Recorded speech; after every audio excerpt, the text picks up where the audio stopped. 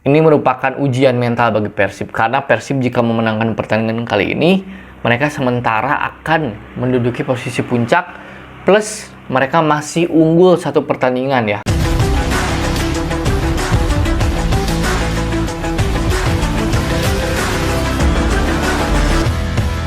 Halo semuanya, kembali lagi bersama saya di Ulasan Bola. Di channel ini saya akan mengulas apapun tentang sepak bola. Kali ini saya akan mengulas tentang pertandingan Persib menghadapi Borneo yang sekaligus membuat Persib sementara waktu berada di puncak ya teman-teman. Nah, sebelum teman-teman menyaksikan video ini, alangkah baiknya untuk like, comment, and subscribe dulu channel ini ya, agar teman-teman tidak ketinggalan setiap video terbaru channel ini. Ya, Persib Bandung sementara melaju ke puncak klasemen BRI Liga 1 ya teman-teman, berhasil mengalahkan Borneo dengan skor 1-0 melalui gol tunggal David da Silva berkat asis indah Ciro Alves. Kemudian juga ini pertandingan cukup menarik, kedua tim sama-sama mendapatkan kartu merah. Persib Ricky Kambuaya di menit 45 harus keluar, kemudian Kei Hirose di Borneo menit 68 harus keluar juga. Dan sebetulnya ini merupakan ujian mental bagi Persib, karena Persib jika memenangkan pertandingan kali ini, mereka sementara akan menduduki posisi puncak, plus mereka masih unggul satu pertandingan ya. Jadi pertandingan tunda menghadapi Bayangkara belum dimainkan, jadi Persib ini praktis unggul 1 poin plus satu pertandingan. Nah, jalannya pertandingan sendiri seperti biasa teman-teman. Persib mengandalkan 3 center back, Jupe, Igbonepo, dan Daisuke Sato. Kemudian di fullbacknya ada Hen Herdiana. Kemudian di tengah ada Mark Locke, ada Ricky Kambuaya, ada Beckham Putra, ada David da Silva, dan ada Ciro Alves. Sementara di Borneo starting 11-nya mungkin ini merupakan starting 11 terbaik ya teman-teman ya. Seperti yang kita selalu saksikan ya, Persib di era Luis Milla. Persib di era Luis Milla ini memang tidak mungkin orang-orang tidak mengekspektasikan Persib seperti permainan sekarang. Orang-orang akan berpikir bahwa Persib akan bermain dengan tiki taka. Orang-orang berekspektasi Persib ingin di era Luis Milla ini bermain seperti ketika di tim nasional, bermain 1-2 sentuhan, selalu seperti itu. Tapi kan kembali, pelatih yang bagus itu tahu kapasitas pemainnya, tahu situasi dan kondisi, dan menyesuaikan dengan lawan. Jadi pelatih yang bagus itu pelatih yang mampu beradaptasi dengan permainan lawan juga gitu, bukan hanya mengandalkan strategi sendiri. Nah, Luis Milla ini sangat cerdas karena apa? Persib atas kemenangan Borneo ini, dia 12 pertandingan tidak terkalahkan. 10 diantaranya meraih kemenangan, kemudian 2 kalinya draw. Nah, ini prestasi yang luar biasa. Sebuah rekor juga Liga 1 menyamai rekor Bali United dan Persija Jakarta, 12 pertandingan, 10 menang dan 2 imbang. Nah, apa sih kunci dari keberhasilan Luis Milla di Persib? Menurut saya, kuncinya satu, di transisi. Coba perhatikan teman-teman. Materi pemain sama saja kan? Materi pemain Persib di bawah Robert Rene Albert dan materi pemain Persib di bawah Luis Milla sama saja gitu kan. Mungkin ada tambahan 1-2 pemain. Tapi pendekatan strateginya yang berbeda. Lihat bagaimana cara pemain Persib menutup ruang. Bagaimana transisi mereka sangat bagus.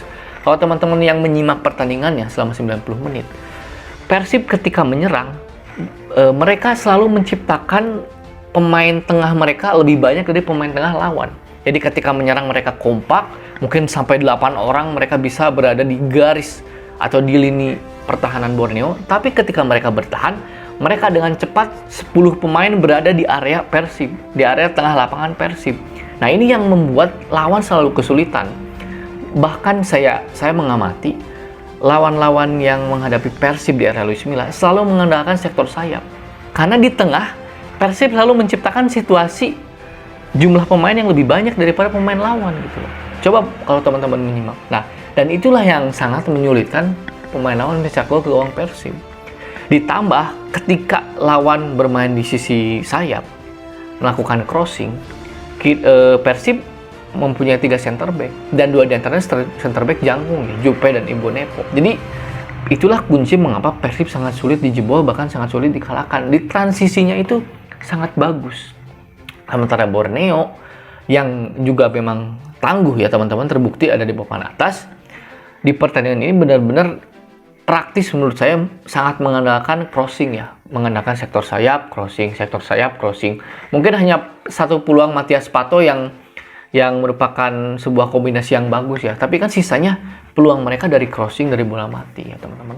Meskipun saya harus mengakui permainan Persib pun menurut saya tidak selalu bermain bagus. Di era Luis Milla meskipun menang 10 pertandingan dari 12 laga, seringkali mereka juga tampil nggak bagus, tapi menang gitu loh. Itu yang membedakan antara Persib di era Luis Milla dan sebelumnya.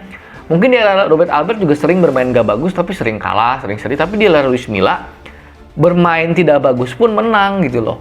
Jadi sekilas permainan Persib ini seperti tidak terlalu atraktif, tidak terlalu menghibur, tapi Luis Milla ini jeli melihat kapasitas para pemainnya. Dan Luis Milla ini mampu menyihir atau mengubah pemain-pemain yang tadinya sudah di underperform menjadi pemain-pemain yang dibutuhkan oleh tim. Contoh terbaik adalah Deddy Kusnandar dan Abdul Aziz. Dua pemain ini di era Luis Milla sangat berkembang menurut saya ya teman-teman. Sebelumnya mereka tampil drop, sekarang mereka juga sering mendapatkan menit bermain. Kemudian juga Daisuke Sato yang makin hari dia sangat, ini pemain fighting banget gitu loh. Pemain dengan hatinya dia bermain gitu loh teman-teman.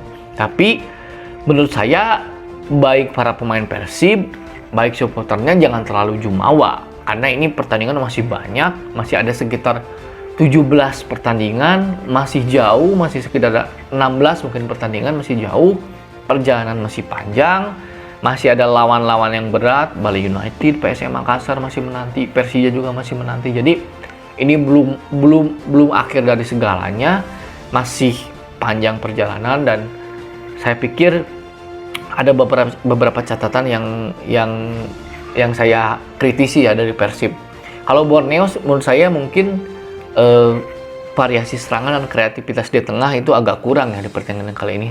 Karena tadi alasannya kan lini tengah Persib mampu menutup ruang-ruang passing dari lini tengah Borneo. Nah untuk Persib, menurut saya yang harus dihindari adalah bagaimana terlalu sering melakukan pelanggaran yang tidak perlu.